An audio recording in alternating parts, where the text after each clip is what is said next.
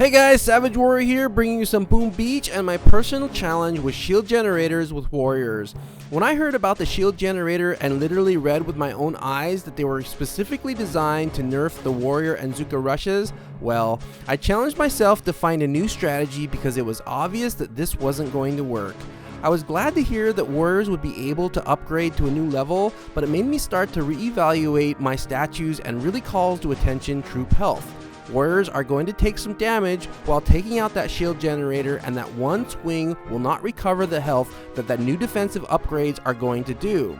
So let's find a solution and work out a strategy to take out those shield generators and prove to those naysayers that warriors are resilient and up for the challenge to become possibly one of the most skilled troop types in the game. Smoke timing will be a critical skill needed to move toward your final target once the shield generator has been destroyed. I've showed this clip a few times in previous videos, but let's take a closer look as this is something you're gonna need to learn before we move to flares. So let's imagine that this headquarters is a shield generator. Once you're around the target, stare at that white circle timer and tap the smoke icon with your right thumb. As soon as the smoke expires, I highly recommend you use your left thumb to lay down your smoke. This is because in real situations against shield generators, you'll need that right thumb to quickly tap on the flare icon. I'm gonna try to show you this later on in this video, but you have to learn the timing of the smoke because if you're late, you're gonna get shocked, blasted, and no amount of gunboat energy is going to save you from ice stat bases. So let's take a hard look at that white circle timer and practice this over and over until you get it. Let's get right into a shield generator level 3. This base doesn't have any defensive ice statues, so we can focus on how a basic attack can look in its entirety. You must eliminate major group of mines in advance between the walking path of the shield generator to the HQ. We can heal troops once we get to the shield generator, but you will incur some damage from defensive structures, and mines can wipe you out before the party even gets started. And it's quite costly to use a second med kit because we still need critters and shocks to use with the HQ. Because the shock launcher is right on the beach, it cost me 7 smokes to get to the shield generator because it's way in the back. On this attack, my smokes overlap a bit too much, but it's because this guy really did a good job of placing his flamethrowers and machine guns along my walking path. That shock blaster also makes me quite nervous, so I choose to be a little cautious on this run. So when I finally get to the shield generator, I'll look to see if it's worth using a medkit. That shock blaster is a real problem for me, and I have to use critters to distract so I can immediately smoke and flare to the machine gun right below it. So watch very carefully here because it's going to be quick. This takes some timing and I'll show you in the next clip, but what I do is I smoke, flare, then I immediately smoke again. Once I get around the HQ, I feel like I'm almost home free, but then again, I look at how much gunboat energy I have left and I chuckle to myself, and I have to get real creative right here. So I only have enough gunboat energy for 1 critter throw and 1 shock. I toss the critters down by the beach and distract both shock launchers, shock the shock blaster right above the HQ, and my boosted troop damage takes down the space with only 3 swings and with only 3 losses during the entire attack. Looks pretty easy, right? So let's come back to the smoke and flare skill needed to make this attack, because I really believe if you can get the timing down, most of the bases are essentially the same.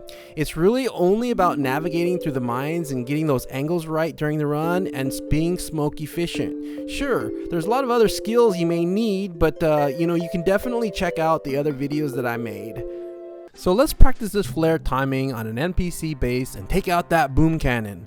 You've noticed I've added some small white circles that shows where I'm actually tapping on the screen, but I want to illustrate here that there are 5 quick taps and you'll need to be able to use both thumbs, using the right to tap on the icon and the left to tap on the action. It sounds kind of hard, but we actually do this without even thinking all the time. So let's slow it way down and you'll see how to do this. We've already gotten our smokes ready, so taking a look at the space, at the timing, tap left, tap right, then tap left, and then we tap right again and deploy left with that final smoke. You know, honestly, it's not really that hard with a little practice, and looking at this a final time, it's actually quite natural to use both thumbs, and it's really more about timing than anything. So let's jump over to a real base, but this time let's go find some ice. Here we have a typical corner base layout, pretty heavily iced with a shield generator 3. There's a nasty little shock blaster in the corner, and we're going to need to shock that once we're around the HQ. You know, troop health is now a lot more important to me because we have to cover a lot more ground. Now we have to walk all over the map and take out that shield generator, and it means we're gonna have to walk over more mines. Anyway, here we overlap our anchoring point around that sniper, flare up to the shield generator, and anticipate the 45-degree correction on those walking lines. We take some hits along the way, but that boosted troop health gets me around the shield generator without any troop loss whatsoever. So let's get ready to smoke and flare, but don't forget the further you are in the back, the longer it takes for smokes and flares to travel.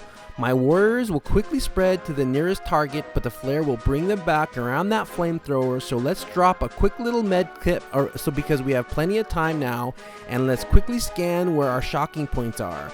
Moving over to the HQ, we have 55 gunboat energy, we have that nasty shock blaster and 2 shock launchers below us. We have enough for 1 critter and probably 3 shocks right here.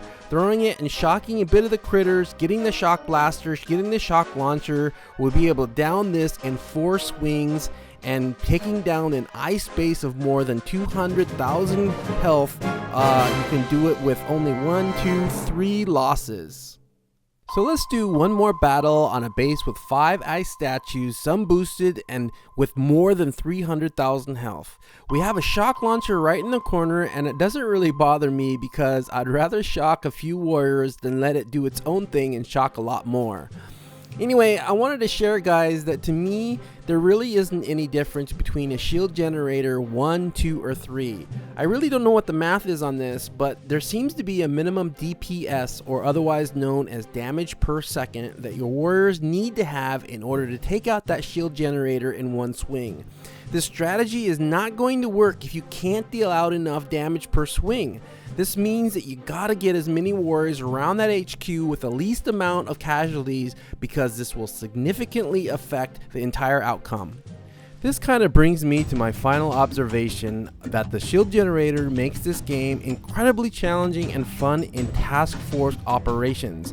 I think the new task force operation bases with the prototypes and shield generators demands a bit more diversity in the troop mix rather than the typical 90% Zuka attacks and only 10% or sometimes even 5 attack strategy.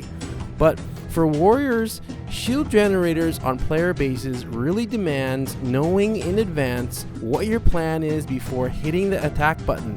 Then being able to implement that plan successfully can really be rewarding. In fact, the shield generator in many ways has pressed my overall gaming skills and definitely my patience in a way that I sometimes wanted to throw my phone against the wall.